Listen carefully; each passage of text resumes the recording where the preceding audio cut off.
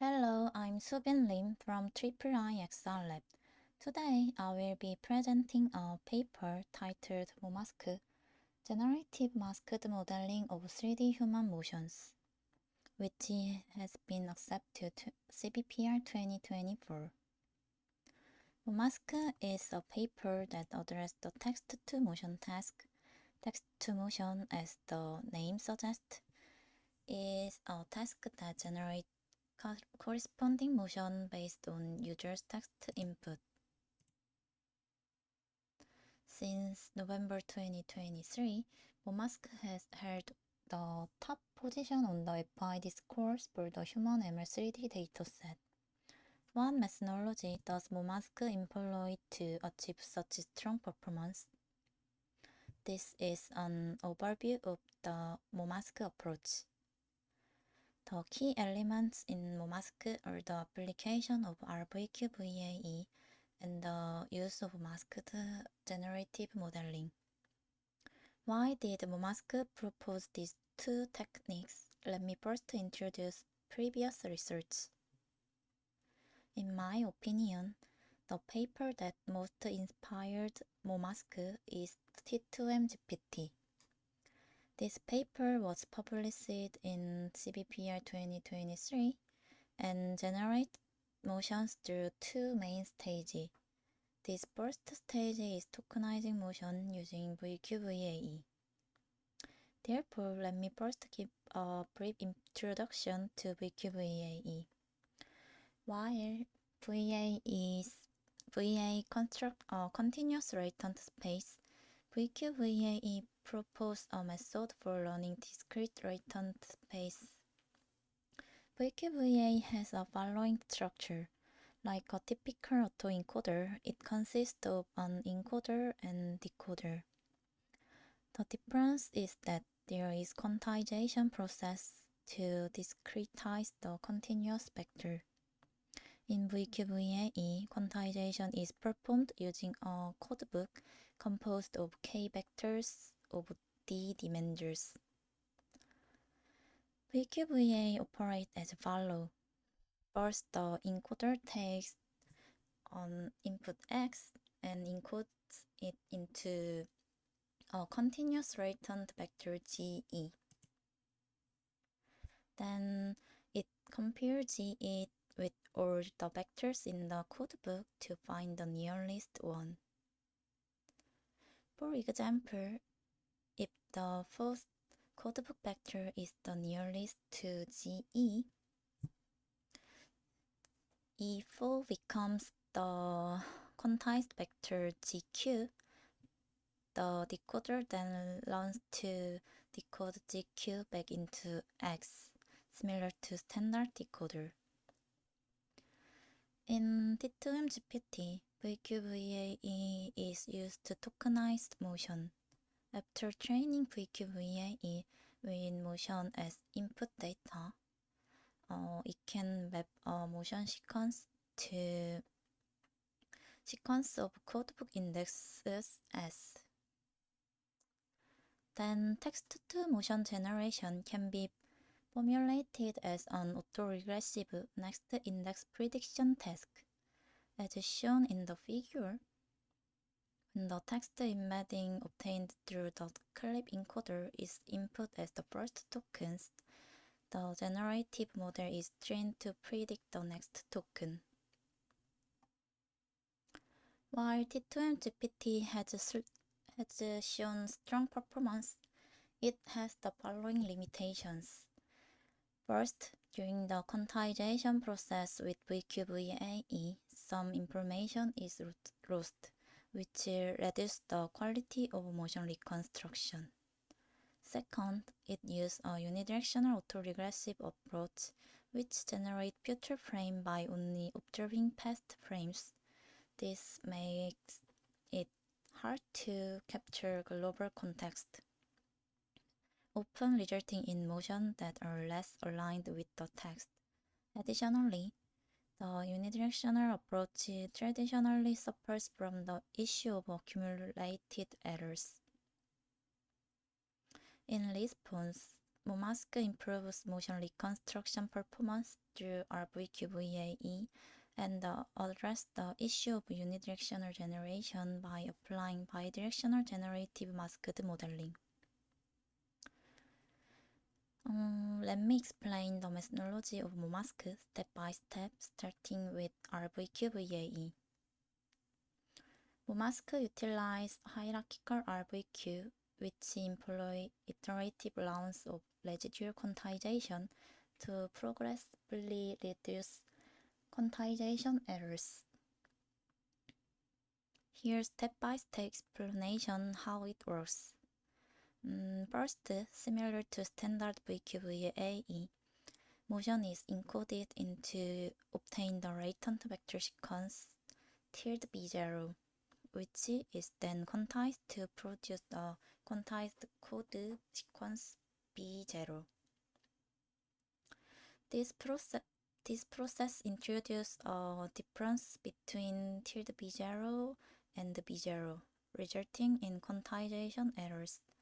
To reduce this error, RVQVAE use a residual quantization layers that quantize the error and add it back to B0. Specifically, R1 is fed into the next quantization layer VQ1 to generate B1, which is then added to the original B0. In the same way, the error R2 between R1 and B1 is fed into VQ2 to obtain B2, which is then added again. This process is repeated V times to obtain the final approximation of latent sequence tilde B, which is the sum of all quantized sequence, and tilde B is then fed into the decoder for motion reconstruction. RVQ is trained via motion reconstruction loss and latent embedding loss. Latent embedding loss increases, minimizing the difference between the encoded RV and the quantized vector BV. Now we will use the motion tokens obtained by indexing the VQ code vectors in generation stage. Specifically, we will refer to the motion tokens obtained after pass-through VQ0 as base layer motion tokens. This concludes the explanation of RVQVAE. Now we can obtain motion tokens through RVQVAE. Among these, the base layer motion tokens are used to train the masked transformer. In the masked transformer, base layer motion tokens are randomly replaced with mask tokens, and the model is trained to predict the original tokens for the masked tokens. When given the masked token tilde T0 and text C, the masked transformer P zeta is optimized to minimize the negative log likelihood of target prediction. So far, we have covered the training method for the masked transformer. While the masked transformer predicts the base layer tokens, the residual transformer is trained to predict the residual layer tokens. To predict the residual tokens from the V quantization layers, MoMask trains a residual transformer. During training, MoMask randomly select a quantizer layer J and prepare all preceding token embedding input. Given the preceding token embeddings, text embeddings, and the RQ layer indicator J as inputs, the residual transformer predicts the tokens of J layers. The loss function used is the negative log likelihood as in the masked transformer. With the R transformer, the entire training process has now completed. Now I will explain how the trained network are used during inference. At inference time, it begins with an empty sequence that include only text embeddings with all motion tokens masked out. Given this as input, mTransformer generates the base layer token sequence T0 of length n in L iterations.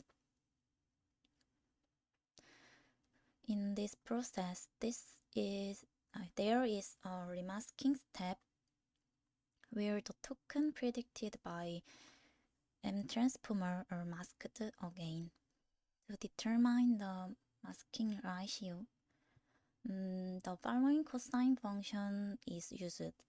Here, if tau is 0, it means all tokens are masked again. During inference, tau increased by a factor of small l over large L with each iteration, and the tokens generated with the lowest confidence are remasked.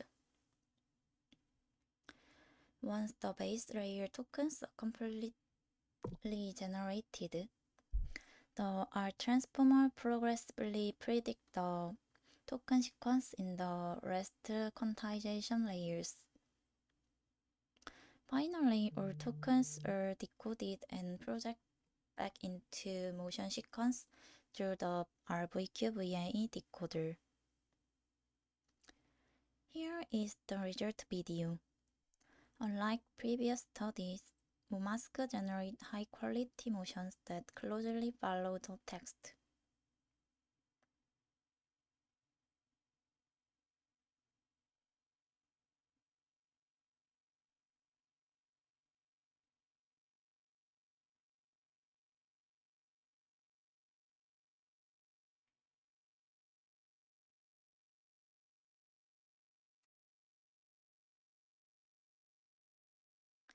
This table compares the performance of MoMask and other papers on human ML3D and KIT-ML dataset.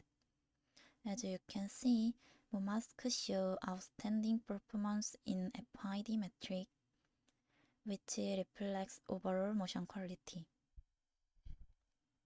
It also demonstrates superior performance across other metrics.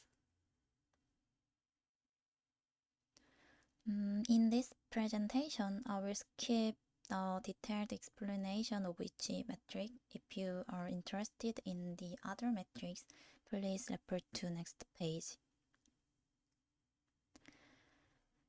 MoMask conduct an ablation study on RVQVAE.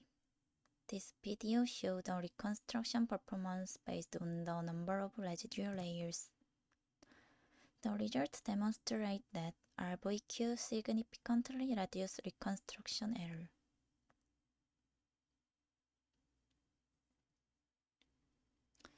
MoMask demonstrates high quality and fitful motion generation for text-to-motion task by utilizing residual quantization, a masked transformer, and residual transformer. However, MoMask has the following limitation. First,